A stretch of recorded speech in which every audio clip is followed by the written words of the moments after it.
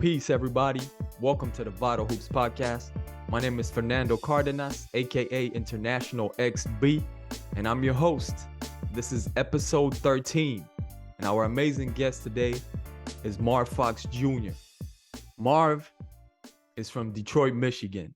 He has a master's in student personnel and administration of higher education and a bachelor's in psychology. He is a purpose coach with Speak on Purpose and a basketball skill coach with Meticulous Basketball. He has a lot of experience in the field. He was an assistant coach at Concordia University, Ann Arbor, which is his and my alma mater. So we go way back. It's an honor to have him on the show. I hope you learned from him as much as I have. Marv Fox Jr. How you doing, my brother? I'm good, man. I'm good. Hey, look, we already been talking for about an hour. Yeah, we have been going, you know what I mean? But just to, for the people. Yes, just for the people, man. I wanna officially welcome you to the Vital Hoops Podcast, man, and thank you for being here, bro. I appreciate you. And I saw Pierre on here, and I saw other people on here, and I was like, all right, listen, man. All right, I ain't gonna reach out to him, but you better reach out to me. Okay. So you've been peeping a little bit. That's good. Oh, 100%. That makes me happy. Like I was like, eventually, he needs to I need an invite. This is come on, man. You know it's gonna hit you up. Little ego when you dealing with little bro. You like little bro better hit me up. You know what I'm saying? No doubt, man. We here, man. This is, it's an honor to have you, my G. Listen, man, we're gonna get into some stuff, man. We got a lot, man. We might this show it could be a part 1 and part 2, but I think we're just gonna have you. It's better if we have you again on later on and some other stuff. But listen, let's get a little. Let the listeners know a little bit about. Let's start with the basic. Vital Hoops. We want a little bit about your experience with basketball. How did basketball come into your life? You know what I'm saying? You being a young kid from Detroit, you know what I mean? Mm-hmm. How did basketball come into your life? And how did the love start growing, and how did it become something serious for you, man? Yeah, so I grew up in Detroit. I'm 41. So I was in Detroit when you could look at the All-American game, you will always see good representation from Michigan, right? And we were producing really, really, really good basketball players. Every single year we were producing very, very solid pros, veterans, so on and so forth. So I grew up in a very rich era of basketball.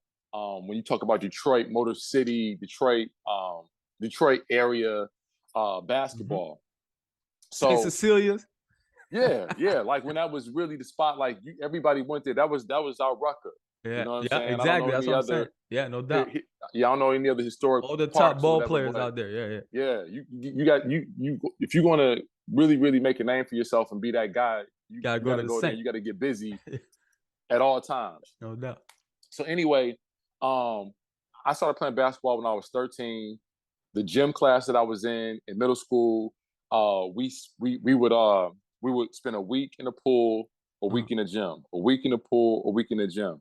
And so just by playing basketball throughout the school year, started to develop a love for the game. And that carried on to high school. I was like, I'm going to go out for the team. So I knew that I had to run cross country or either play football in order for me to play basketball, right? I knew that those that played football or ran cross country were in good favor.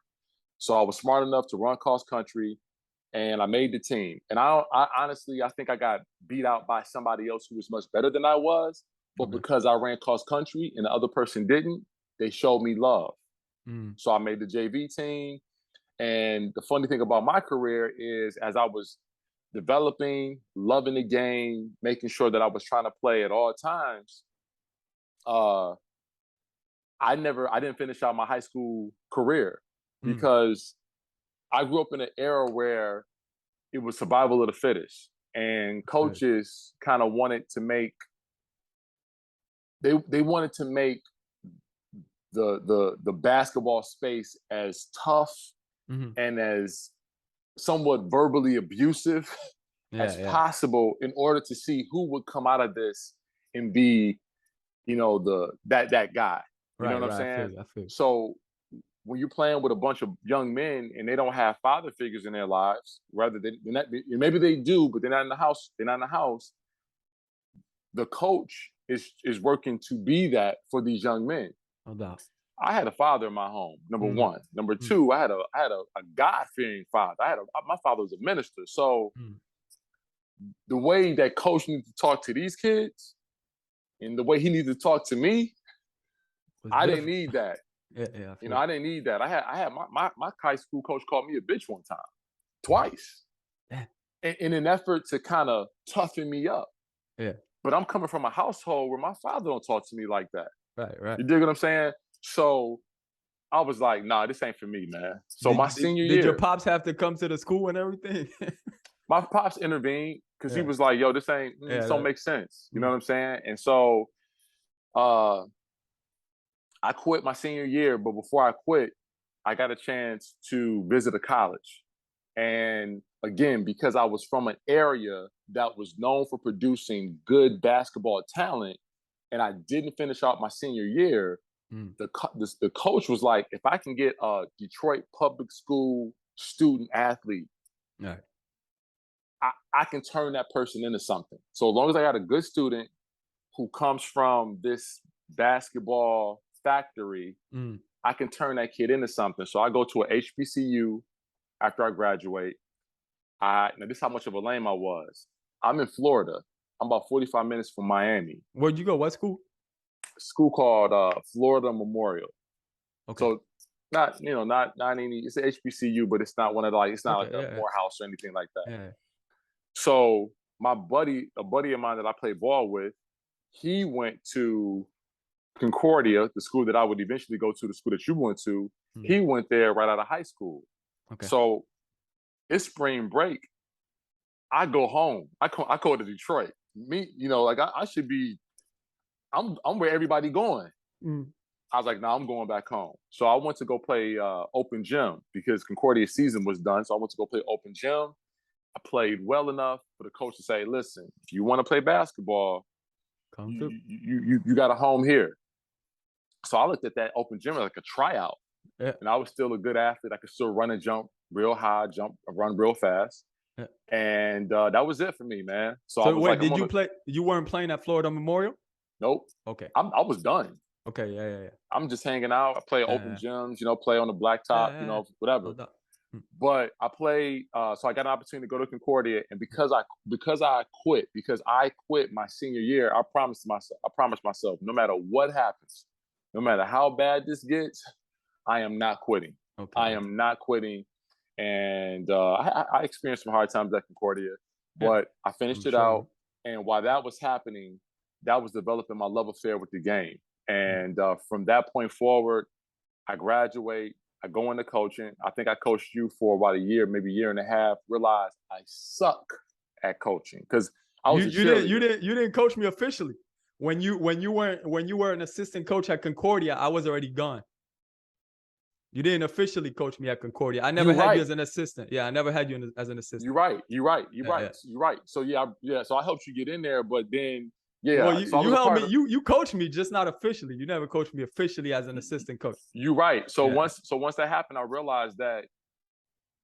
So I got an opportunity. So your coach Ben Limbeck, my coach Ben Limbeck, he gave me an opportunity to coach. But I got into coaching, and I realized I don't know much about the game. I've just been a player. Yeah, I've just been a player, and I wasn't a cerebral player. I was a defensive player, and I was an athlete that just so happened to play basketball.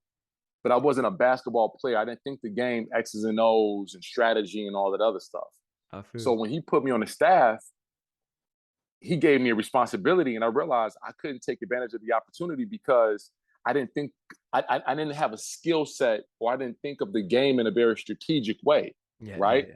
So what I realized, the best thing that I was good at was cheerleading. Yo, let's go. You can't stop him. He can't hold you. And at some point, somebody like, I appreciate your enthusiasm, but can you help me get past them? Right? So because Limbeck and I didn't see the game, we didn't see eye to eye on a lot of things. Okay. Hold on a second. excuse me. Let me pardon the interruption, but real quick, let's go back a little bit just for the listeners, Mm-hmm. So we're talking here about Concordia University. This is the school I went to, the school Marv went to. You know, it's an NAIA school in Michigan, in Ann Arbor, actually. And real quick, I want to tell real quick about the story of how I got there. You know what I'm saying? Okay, yeah. And let the listeners understand that if it wasn't for you, I might never went there. Speak on it. You know what I mean? So listen, you know, when I was in high school, you know, I had the opportunity to play for a prep school in Jersey, you know what I'm saying? But, you know, I always had high ambitions in basketball. So when I was in high school, basically my senior, the main schools that were recruiting me were all D3s. And I thought I could be, I didn't think, I knew I could do better than that. And I wanted to do better than that. So I wanted to go like D2 or, you know, something like that. So my coach in high school wasn't helping me much, really, unfortunately. So what I ended up doing was myself, I kind of created an opportunity to go to community college in Florida. So that's interesting. I did kind of like you, out of high school, I went to Florida. So I went to Palm Beach Community College, back then it was called. And unfortunately, the coach was giving me a shot. But when I got there, the whole coaching staff was out. So the situation was horrible. And the new coach is like, nah, I got my full squad. New coach like, nah, I got my full squad. So basically, I couldn't play. So that 1 year at Palm Beach Community College. So I ended up, you know, I was still training. I was going to the park every day, working on my game, you know, but I wasn't able to play. But so I was like, yo, I got to get out of here. So one of my old high school coaches from my first freshman and sophomore year, where I was actually, before being in Jersey, I was in Florida, freshman and sophomore year. One of my old high school coaches was like, listen, he was always helpful. His name was Coach Davis, Adam Davis. If he's listening, shout out to Coach Davis. He was like, listen, I went to this little school, you know, this small little school. It's an NAIA school, you know what I mean, in Michigan, called Concordia University. I could try to get you up there, maybe, you know, get you a little tryout something so you could, you know, bounce back. And, you know, so I was like, yeah, definitely. I would appreciate that for sure. So I spoke to the coach, whatever. I ended up flying up there, you know, and, you know, I was like, NAIA, that's straight. You know what I'm saying? At least they give out scholarships. You know what I'm saying? It ain't D3, you know what I'm saying?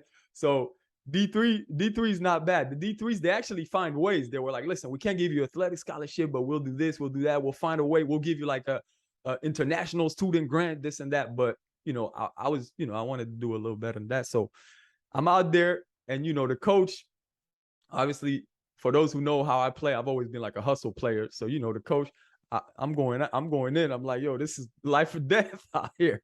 So I'm going in, and the coach is feeling me. You know what I'm saying? The coach like, okay, this kid goes hard at this. You know, he's like, yo, you can work your way. You know, we could start with a small scholarship. You can work your way up a little bit, this and that. So I'm like, okay, cool. But then I start looking around. I start going around campus, and it's kind of tough for me because, like, it's like really like a really small, conservative, pretty much all white school. You know what I'm saying? And I'm seeing like culturally it's going to be difficult. It's really cold up there. That's the reason I went down to Florida. I'm like, you know, so like it's really cold up there and all that. But I met Marv, actually. I met Marv Fox Jr. on my first day. And, you know, I started talking to him. And what I really liked about Marv was that he was honest. You know what I'm saying? He didn't sell me a dream or anything, but he was like, yo, I went through here. You know, there's tough times. There's, you know, but, you know, I'm here and, you know, I'm doing good. So I was like, yo, listen, I'm doing all right. I'm doing all right, man. At the time you were working, I guess you were working at admissions at the school. You had just graduated, you know what I'm saying? Yep. So I'm like, yo, listen, man. And Marv is the type of dude that, you know, okay, I was like, yo, I'm gonna give it a shot, man. I got, you know. So I came through Concordia, man, and it ended up being dope, man. Like, you know, I made a lot of great connections, you know, a lot of my teammates, you know, Marv, and, you know, and then we're going to get into this a little bit later, but, you know, when I got done playing and I wanted to go back to France and play professionally, you know, I worked with you. That's when you really coached me. That's when you got into training with me. And that's how I was at, because in college, I played like pretty much every position. but I was pretty much playing forward towards the end, you know what I'm saying? And I had to play point if I wanted to play at a higher level. Yeah. So I had to work with you, and that's why you helped me, you know, really transition into being a point. But but guess what? Real quick, when I called Coach Lynn back, Coach Lindback was my coach.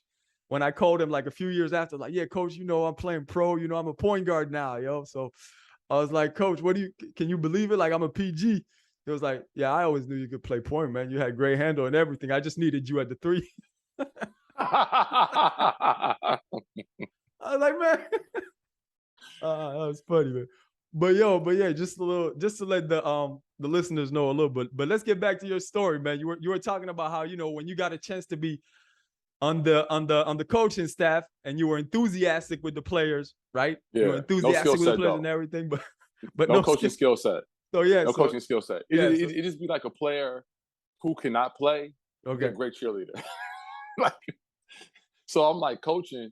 I've got no skill set, but I'm a great cheerleader. And then Lindback and I, again, we didn't see eye to eye. I only played for him for one year, and he was a young coach, and he's not that much older than I am either. So like now I'm playing for somebody who's about 3 years older than I am. Like, bro, I party with people your age, but now I gotta respond. I gotta respect you and respond to you as though you're like, and coaching his early years, he liked to be like, like the tough figure. He liked to be real, like strict with everything. He wasn't like a player's coach at the time. I don't know. Yeah. I don't know how he has evolved. I'm sure he has evolved very well. He's evolved. I'm pretty sure because he went on to Concordia, Nebraska, right? Yep. That's where he went on to coach. That's his alma mater.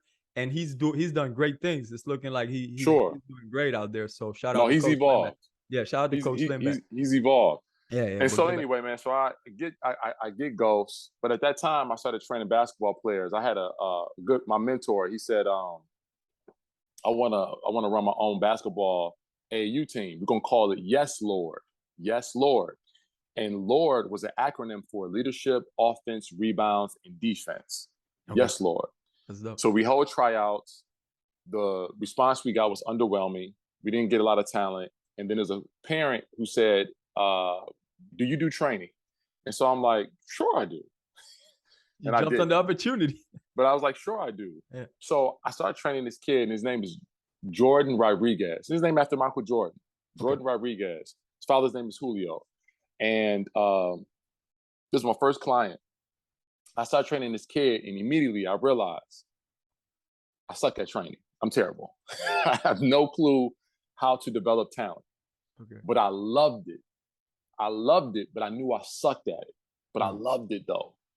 So I said, okay, I still have my relationship at Concordia. I knew I can go there and work out whenever I wanted to for the most part. So I said, you know what? I'm gonna work at this. Right. So I started getting some of the drill videos and better basketball. I remember you when I met you had those. So I had those DVDs back in the day, the DVDs, man. The better basketball. There's another guy by the name of Gannon Baker who I really, really admired. So I started studying these guys and really, really just trying to figure out learning how to train myself to be a better basketball player and a new improved basketball player that was more skilled than just athletic. Mm.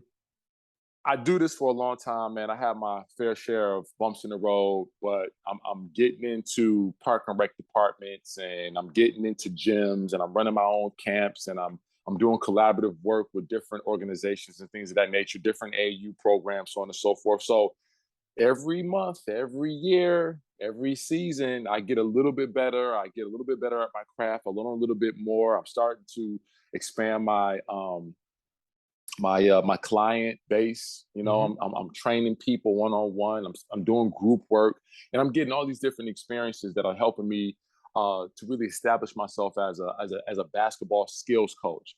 And so in 2010, I get invited back to Concordia to be a coach, because at this point I know what my identity is. I know I'm a skills guy. You want me to work on defensive schemes and offensive schemes, that's not my skill set. But if you give me your offensive scheme, I can train the guys to run it. And I'll say this about you. It's funny how God works, man. It's funny how the universe works. There are so many people that God put in my presence that were good enough basketball players and smart enough basketball players to kind of mature me as a skills coach. So there's you, right? You help me out, because at some point you need to work out with a stud to help you figure out how to be a stud coach. You know what I'm saying? Because you can't keep working out with the kids that's like doing the recommend stuff. Like at some point you need somebody with great ambition. Yeah. There was you. There was my main man, Nate Schmidt, who's a coach for Iowa State. Yeah, shout out to Nate. I needed to work out with a kid who loved the game so I could figure out how to coach a kid who loves the game. And I don't know if, you probably won't know this person, but this guy named Marius Williams. Marius Williams was just like you. He went to Concordia later on after me, I think, a few years after me, right? He sure did, but he wanted to go play pro ball. Nice. With all of you, the me now is like, I didn't even know what I was doing. I had no clue. If me now looked at Marv from 10 years ago, 15 years ago, so on and so forth, I'd be like, that dude doesn't know what he's doing. He's an idiot. Yeah, for sure. But you guys were good enough and you loved the game so much, you gave me an opportunity to work out with you. And from working out with you, I learned things. And now it helped me down the line so that now when I work out with other players, I look like a person who at this point now, I feel like I know what I'm doing. But without you, without Nate, without Jordan, without Marius, and all the guys who came through Concordia, and another big one is Andrew Patrick. Without these people, I would never have developed the confidence that I know who I am and I know how I contribute to the game of basketball. So that's and so to this day, I'm still training basketball players. So that's how great relationships are, story. Man. Yeah, man. Great relationships. That's how they are, man. Mutual, man. It's mutual. We helped each other, man. You know what I'm saying? Helped each other, on our path to greatness, yo. No doubt. All right. So we spoke a little bit on how you got into, from being a player to being a coach. Let's talk a little bit about how you got into motivational speaking, and then how did that turn into, or what turned into now, purpose. You know what I'm saying? So in 2010, when I started coaching college basketball, before that, I was really, really struggling actually with lack of fulfillment. Right? Okay.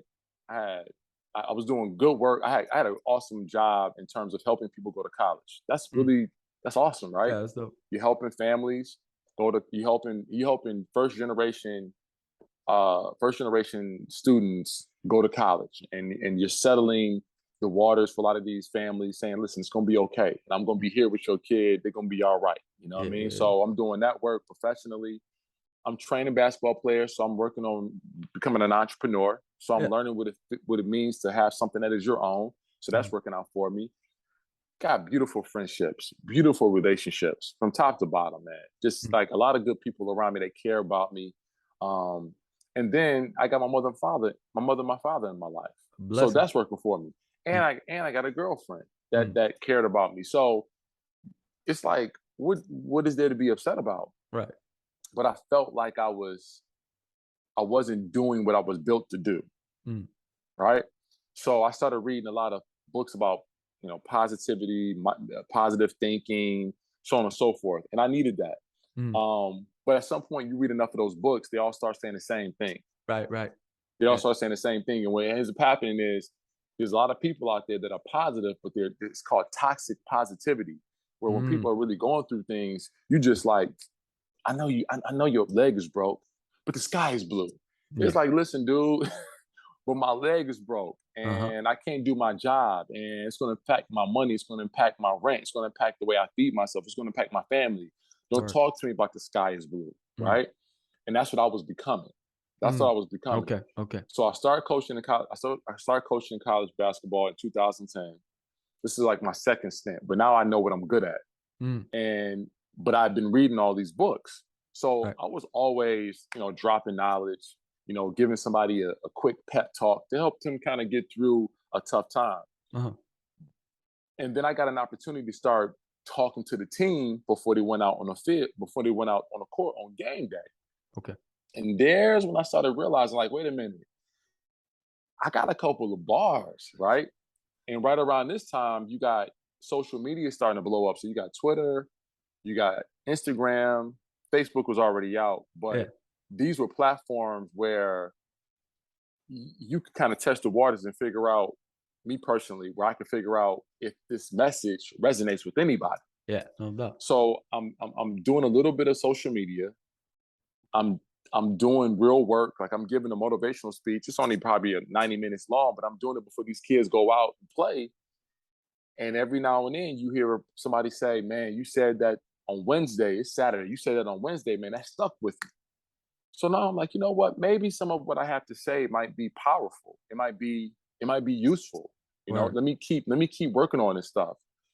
As we going back to Limbeck, blessings in disguise. We both know that Limbeck was a very conservative person with his personality. He wasn't an he wasn't an extrovert. He was an introvert. Yeah. So a lot of times he would be given these opportunities to go speak, and he would say, you know what, I decline. You know, I don't want to go speak at your camp, but I have a coach who would love to speak at your camp. So he kept sending me out to go speak. So now I'm going in front of little, you know, multiple different types of groups, right? And I'm exercising my ability to public speak. Now, my father's a minister, so it's in me, but I still need to go out there and figure out my own voice, right? Right. So while that's happening, I'm getting plenty of opportunities to speak. Fast forward about, I don't know, 2016, 2017, I go get my master's. While I'm getting my master's, I'm studying a person by the name of Arthur Chickarines, who was a developmental psychologist, and he studied college-age adults.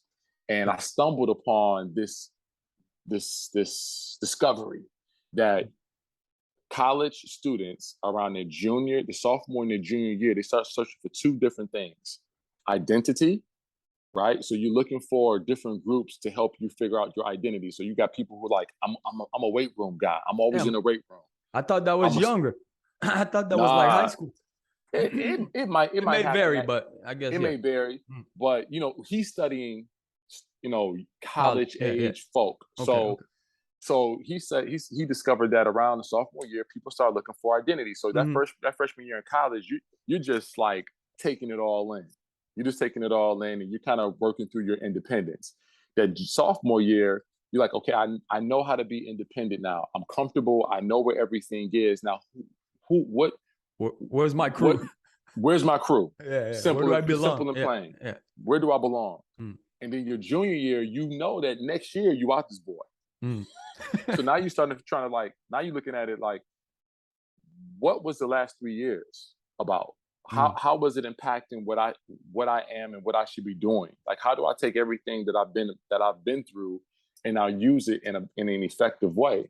Okay. And that when I'm telling you, when I read that, I was like, this is it. This has been my whole life. My whole life has been an exercise in discovering your purpose, discovering what are your gifts, what is your passion. Now, how do you use these two things to impact your own life, right? Your family, your community, and whatever industry you want to be in. And from that point on, I was rocking and rolling. And I'm gonna tell you this last thing, and then you can kind of hit me with the next question, or you could build off of this. But and this is a very, very important lesson that I learned that I think every one of your listeners and every creative can benefit from. Your brilliant idea is more useful being exercised at 70%, 60%, as opposed to you keeping it behind doors, working on it till you get it to 100%. Okay, so let me break that down. I was speaking on purpose, and there were many parts of my purpose talk that were not there. My purpose concept was, let's say, 75% done. But I was still using it. And there would be parts of my talk where I knew I can't go deep into detail about this, because if I do, somebody's going to realize like this part of my talk is undone. It's not. But I had to exercise it. Because I got to exercise. So it's kind of like, you got a brilliant idea, and you're like, well, I won't give this to the public until it's 100%. Yeah, until it's polished. Yeah. No, it's undone, it's unpolished, it's dusty, it's rough around the edges. Use it. No doubt. Because number one, somebody gonna benefit from it, number one. But two, the only way you're gonna ever finish it is if you use it. Yeah. You feel what I'm saying? Yeah, no doubt. No doubt. So don't take that brilliant idea and keep it on the shelf like, nah, I get that to y'all when it's 100%, because it may never be 100%. Yeah. Or maybe you might be dead, but So and many people end up not letting the world see whatever it is that they're working on because they feel like it's not ready. Whether it's artists, I'm saying, singers, writers, whatever, I'm saying, painters. Some of them, they have things that could actually help people. Bro, you feel me? Right? Things that can help people, but they never go through with it because they feel like, nah, it's not ready yet. Nah, it's not, I was out there talking crazy to people. Like 75% right. You know what I'm saying? But you learn as you go. That's how it is, man. And that's what happened. Yeah. The more I talked about it, that's when the ideas kept coming to me. That's when the creativity and like the rest of the download started to take place. And so I would get to genius level talent and I would talk about genius level talent, but it had no substance. It's like talking about a night. I had a shell. I had a shell that I was kind of presenting to people, but underneath the shell, there was nothing. It was hollow. It was nothing there. It was a void. Yeah. But I had to present the shell anyway. And the reality is that whatever you had already helped most of the people. Come on now. You know what I'm saying? That's yeah. So as I kept talking about it, that's when I started to understand that Howard Gardner's he had a theory on multiple intelligence. And that's when I realized that our genius level talent, it sounds like a singular concept. It's actually a plural concept. And that plural concept is made up of Howard Gardner's theory on multiple intelligence, which is each and every individual has 9 forms of intelligence within them. But of those 9 forms of intelligence, we are gifted in a collection of those 9 forms of intelligence. So you might have 4, you might have 5, you might have 3, right? But we are all special, singular, exceptional, and gifted in some collection of those 9 forms of intelligence. Right?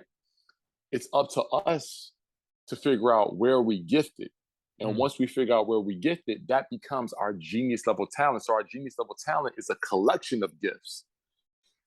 And once we understand what that is, and then we couple it with our passion. And passion is, what's the one thing that you would do for the rest of your life to benefit all of humanity, regardless of recognition, compensation, or reward. So like, you're going to do this for the people. No matter what. The people you may never get paid for it. Yeah. They may never know you're doing it. And you may never get a symbol of anything. Recognition. Yeah, nothing. For it. But you're willing to do it because it means that much to you. Love it that much. If you can take that genius level talent and that passion, that's your purpose. That's what you give to the world unconditionally. You give that to the world because it ain't even yours. Right. That's when the creator gave you that. And he gave you all of the experiences to mature and to cultivate that gift and that passion. So it ain't even yours to really hold on to and like give out. So like, give it to the people. And once I figured that out, that's when I discovered, okay, everything that I've been through, everything that has hurt me, everything that has rewarded me, everything has been about me discovering that my purpose is to help other people discover their calling on this earth. And once I did that, the way that the world started to respond to me it's been crazy. And so here I am now, man, a purpose coach, a basketball coach from a skill standpoint. Yeah. But my purpose is to help other people discover their own. No doubt, man. That's amazing, bro. So Yeah, that's dope, man. So listen, just to get back a little bit to where we were talking about, Yeah. when we said that, giving to the world whatever it is that we have at that in that moment in time, not waiting for it to be perfect, because nothing is ever perfect, really. You know what I'm No. saying? Nothing is ever perfect. So that's why I think it's important for the youth, especially for everybody, but especially for the youth, to understand that, like, I think one of these things that is very important is to set ourselves deadlines. You know what I'm saying? To set ourselves goals, to break them down, and to have deadlines. You understand what I'm saying? Because really, that concept, that happens a lot. Many people, like I said, many people do that. They stop themselves from sharing something with the world, that because they feel like it's not ready yet. But think about it in this perspective. Like, think about it, if we had a game, and then now we're not going to go play. We're not going to the game because our offense isn't working 100% right yet. You know what I'm saying? Like, what are we going to do? We're not going to go out and play. You know what I'm saying? Like, what kind of mentality do we have? Like, so I think that's very important, man. And the way you talk about it makes a lot of sense, man. So I just wanted to share that real quick, man. Yeah, you just gotta. By the way, so my iPad's got 10%. So we got another. We got another challenge, but we'll figure it out. But yeah, dude, it's truly a powerful concept that I think many of us, the ego gets in the way of success and creativity and contribution. Like the ego gets in the way of contribution, and our ego says that we can't be made fun of. Yeah. We can't be criticized. We can't be disagreed with. We can't be rejected. Right. And so the ego gets involved and says, we're going to do everything in our will to prevent any type of rejection from happening. Right. And our egos, and it also says, and also we're going to make sure you feel zero discomfort. So whatever we got to do to make sure that you avoid that discomfort, the ego is saying, oh, by all means, trust me, we got you. And I tell my son this as a basketball player. I tell all my athletes, if you truly want to get good and be nice, like I'm talking nice, you got to get your ego out of the way, and you got to be comfortable with being terrible at something right now, so you can be exceptional on the back end. Yeah. And you got to do this drill knowing that you're going to mess up. You're going to dribble the ball off your foot. You're going to lose your handle. You're going through cones and chairs. Okay, you're going to run through. You're going to knock the chair over. You're going to knock the cone down. You're going to mess up, man. It's like life. You're going to, but that's what has to happen in order for you to inevitably get to a place where you've mastered something. Yeah. And so for all of those young creatives, you have to get your ego out of the way so that you can be completely and 100% inhibited in your creative expression, so that you can inevitably master something that will hopefully help somebody. But that means though, we all have to see the process that goes from unconscious incompetence and gets to unconscious competence. You have to be able to make people available to that process. Yeah. You know what I'm saying? Or showcase that process so that, you got to be able to showcase that process. You know what I'm saying? Going from zero to I've mastered this thing. And most people don't, because they don't want to be made fun of. Yeah. But in essence, you're hiding. We want to stay in a comfortable place. Yeah. And when, in order to reach fulfillment, quote unquote greatness and fulfillment, we have to get uncomfortable. There's no other 100%. way. You know what I'm saying? We can't be afraid to fail. Like I was talking, now, I'm still hooping, you know what I'm saying? But, I'm not playing at a pro level anymore, but I'm still hooping, organized, and, we're trying to do serious things with the squad. So, it's serious, you know what I'm saying? So yeah. Now I'm one of the vets. I'm 37 years old, so I'm saying I'm one of the vets. So I had one of the young guys. Yesterday was our first scrimmage, by the way. So I had one of the young guys on the squad. He was like, "Yo, man, coach put me at the 4, and I wasn't really sure. I didn't know what to do. Really, I'm used to playing the 3." And he was like, I know if I mess up, coach is gonna take me out. You know what I'm saying? I had to tell him, like, listen, man, you can't play with the fear of, if I mess up, the coach is gonna take me out. I was like, listen, it doesn't matter if the coach is gonna take you out. Yeah. I was like, listen, if you have an opportunity, you got to play the game, even if you have to break the system and go into something else. Just do it. It doesn't matter. If you mess up and the coach takes you out, that's okay. You live with it. You'll tell him, coach, I thought I was making the right decision. I saw an opening. I saw an opening and I tried to do it. And then the coach might sit you. It doesn't matter. But you have to do it, man. You have to go through these things. You can't play holding, you know what I'm saying, and scared because you're not sure what to do. So that's this goes to, to tell you that, it's the same as, not wanting to give what we have because we're afraid of being looked at a certain way or failing, or, you know what I'm saying? That's the only way to go. We have to fail. We have How about this? That young man or that ball player staying true to himself under, in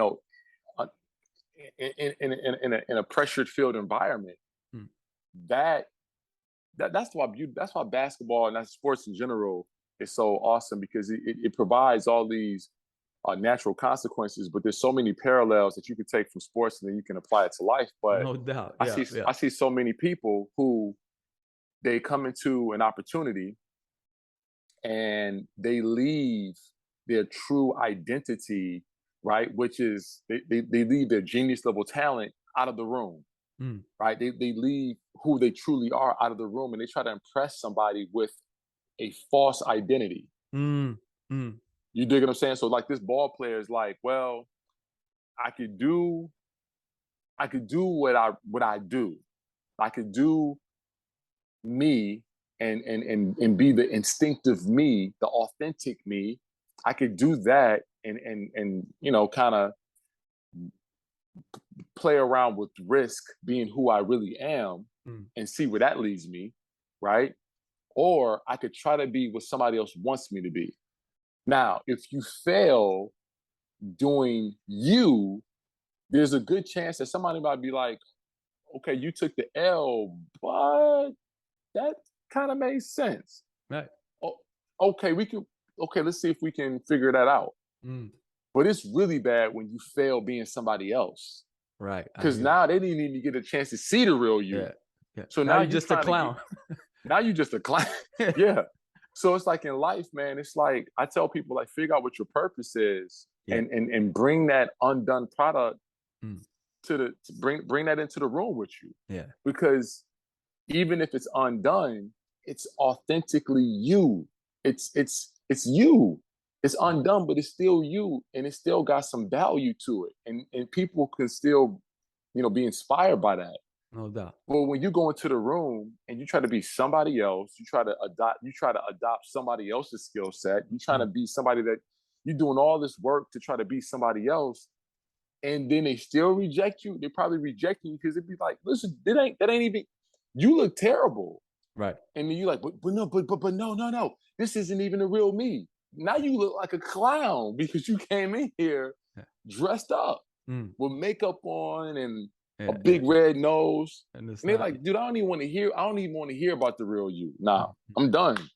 Word. So if you're going to fail, you might as well fail being who you truly are, because you're probably going to fall in favor with the universe because you took a chance on doing what is, doing what is authentically you.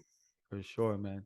No doubt, man. And listen, and that's really dope what you do, man. And I've directed a lot of people, to your social media so they could, get the message and grasp the message a little bit. But, I know you have a lot more to offer. So I always, tell people to hit you up, personally. I appreciate you, man. You know what I'm saying? No doubt, man. But never turn down a rep. Especially in this world and this society and these times that we live in, I feel like there's a lot of depression going on. You know what I'm saying? 100%. And a lot of that is because people don't know their purpose. I feel like, you understand what I'm saying? So what you do is extremely important. So if you could, man, do you need to go get your charger? Do you have a charger? Or? No, we good? I got 8%. Okay. I got 8%. This will last us for a little bit. And, we talked about we'll do this, and then hopefully we'll do some more stuff. Yeah. So, right. So let me get back to it. So however this comes out, we'll do it, and then we'll just hop back on. Yeah, let's go. So if you could, man, real quick, get a little bit into how you help people find their purpose. You know what I'm saying? How do you do that? You know, get a little bit into it. You know what I'm saying? Yeah. So I'll So you will do this, and then we'll shut it down, because I think if you go too deep down this road, it'll last forever, and then my device will shut off. No doubt. Then people when we get done, I'm gonna put your info also down on the description, so people can hit you up and link up and all that. So yeah, go ahead, man. So how I help people discover their purpose, I mean, I do it in a myriad of ways. Sometimes I'm with groups, sometimes I'm with individuals, sometimes I'm with small groups. You know, sometimes I'm just with like just, you know, a friend will call up and be like, yo, I need some help. You know what I'm saying? So I do it in a myriad of ways. But my process is, number one, help people discover where they are gifted. And again, you have 9 forms of intelligence that we all possess. So I'm gonna see if I can spit them out. You can be word smart, people smart, self smart, life smart, reasoning and logical smart. You can be musically smart, nature smart. You can be body smart, and there's one more, and spatially smart. Okay. And so body's like athletics. Body could be athletic. So when you think about people who are body smart, you could think about a professional athlete, but you could also think about a world-class pianist. Okay, yeah, no doubt.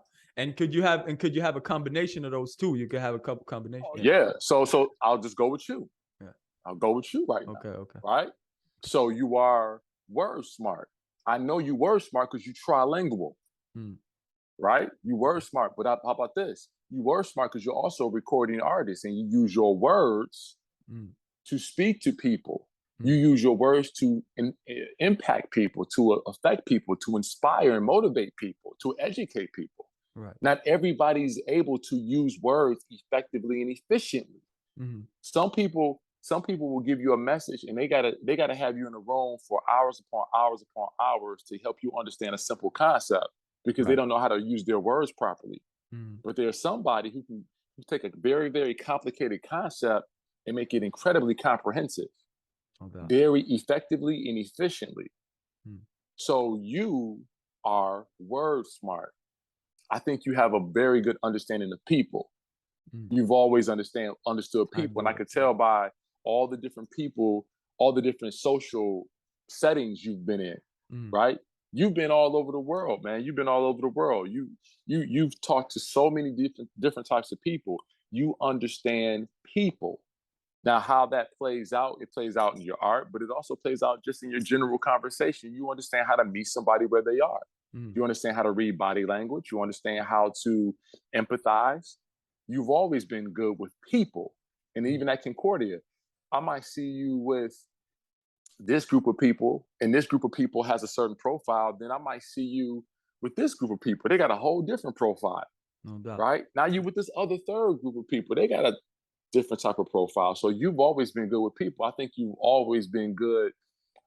You've been self-smart too. That's intra personal intelligence, understanding yourself, understanding your strengths, your weaknesses, understanding who you are from an emotional standpoint, from a loving standpoint, from a mental standpoint. You know, being able to question yourself, and also answer, like being able to sit with yourself by yourself in total isolation, and being able to have a conversation with yourself and better understand yourself, right? No doubt. So those are just 3. You got to be musically gifted, right? You use music, you use rhythm, you use timbre, you use pitch, you use all these things musically, sonically, to help people in addition with your words. So here you are, by understanding yourself, you're able to get a message out of yourself.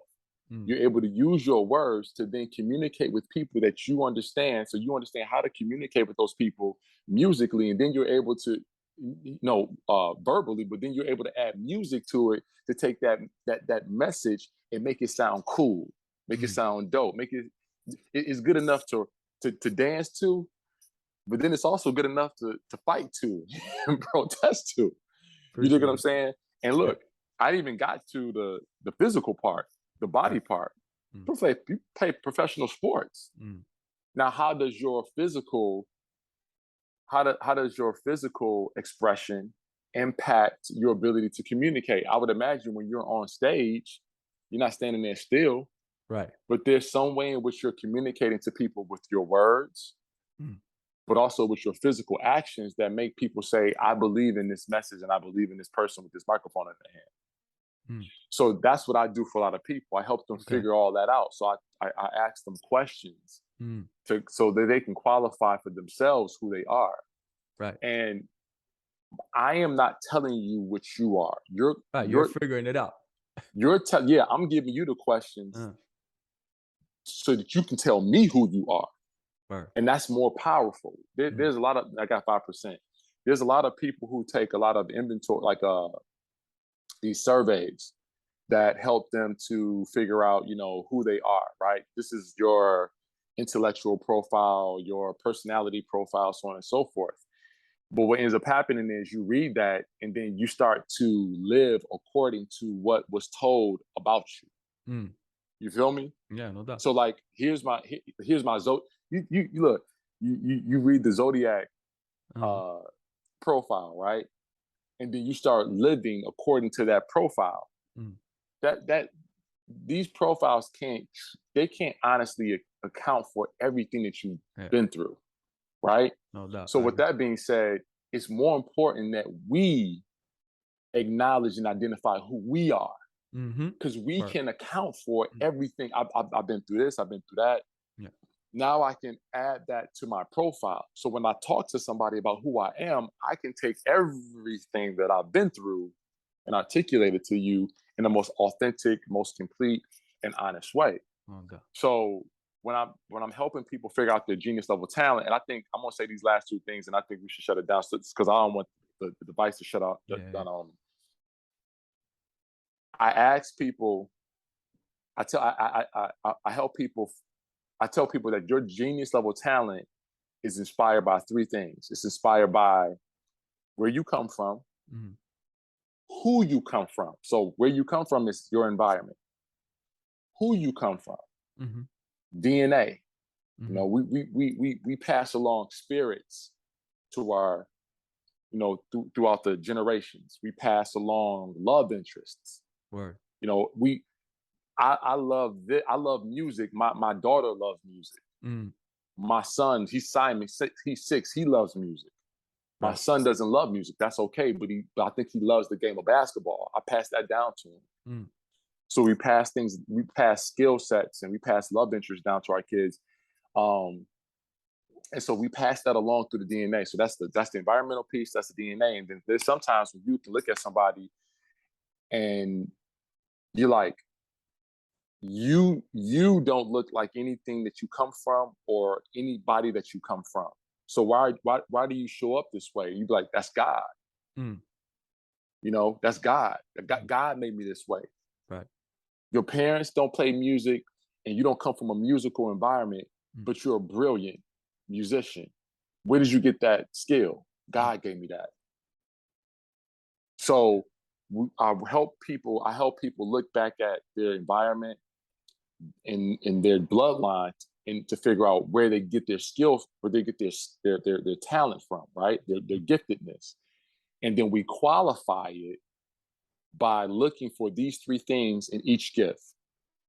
Do you experience enhanced memory? Does your memory feel infinite when you are operating in this intellectual space? Okay. Right? So musically, I'm pretty sure there's some things that you learn academically. You were like, bro, I know that's important, but I can't memorize it. But if you heard a lyric from J. Cole, you're like, bro, I heard that one time. And I remember it. I remember that whole line, that whole bar. Enhanced memory. The second thing is enhanced instincts. There's some times when we find ourselves in spaces where we don't know all the rules of the game, but we're playing and we're highly effective because our instincts are off the charts. Our timing, our feeling, our gut. We just know when and when not to. Right. Somebody like, have you ever done this before? Like, no, never. Well, how are you being so successful? I don't know. It's the energy Instincts. within me. Something, yeah. Bro, yeah. Right. You picked up on basketball because the first time you put a ball in your hand, that made more sense than football, golf. It was a feeling, just a feeling like, okay. Like I don't even know what I'm doing, but I feel like I'm decent at it. Yeah. So every time you operate in your gifts, in your giftedness, you should experience enhanced memory, instinct, and the last thing is you should experience what I call enhanced aptitude for a specific field of knowledge, basically meaning you were born with the understanding. Okay. Like you understood everything that you know now from day one. Wow. From the day of conception, you already knew you already everything. You were just waiting for your environment to bring it out of you. You were waiting for your environment to cultivate and mature it. But you already knew how to do what you do now. But the world around you had to bring it out of you. Word. You dig what I'm saying? Oh, no. So that's what I'm working to help people understand. That's the work that I'm doing to help people figure out their gifts. Yeah. And once we figure out their gifts, right, and that's some collection of those 9 that we talked about, then they've identified them, they've qualified them. Now you have to kind of now you got to exercise them so you can really, really kind of come back with some data like, yo, it's these 4. Okay. These 4 make up my genius level talent. These 4 make up a big portion of who I am as an individual. These 4 make up my confidence. Right. Like these 4 things I take into every room with me because this is where I'm gonna make my money. Yeah. And I'm not talking about money in terms of like, right. You know, I'm talking like this is how I make. I'm gonna get that person to like me right there. Like that's gonna be my wife because of these 4 things. You know, like that's how I move. Basically, that's how I make things happen. Dude, there's a big problem taking place. Really? Okay. I'm gonna take these 4 things with me, and that's how I'm gonna figure out that I'm gonna come up with a solution to that problem. Right. Like these 4 things become. This is how I figure out everything in my life. And so that's it. And so then the next thing is passion. But I want to stop short. Yeah.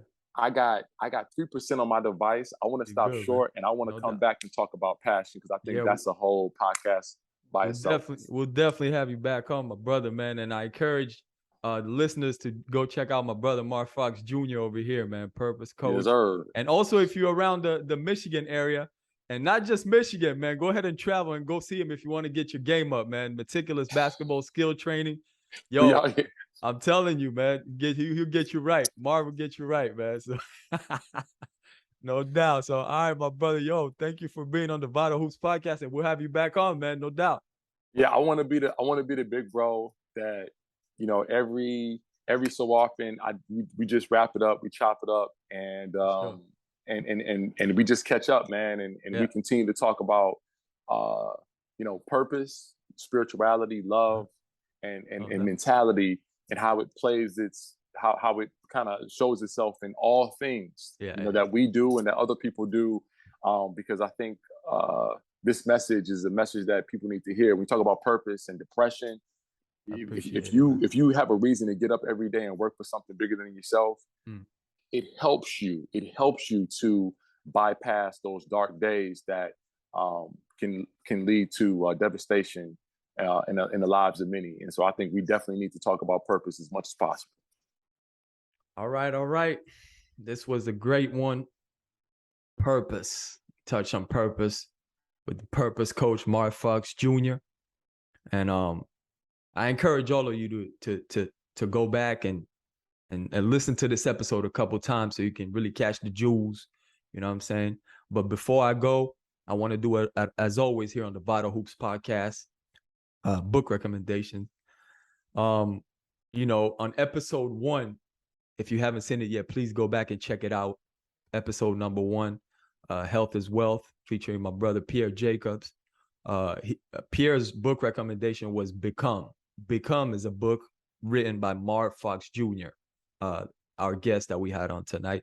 So make sure you check that out. You know what I mean? You're going to have in the description, you're going to have a link to Marv's, to Marv's website, his social media, all of that. So check that out. Become by Marv Fox Jr. And as for me, I want to recommend a book. We're just coming out of Black August, a month where we, commemorate and we honor all the freedom fighters. You know what I mean? All the Black and African freedom fighters. So I want to, recommend this short book. It's a quick read, so I really recommend, everybody check it out.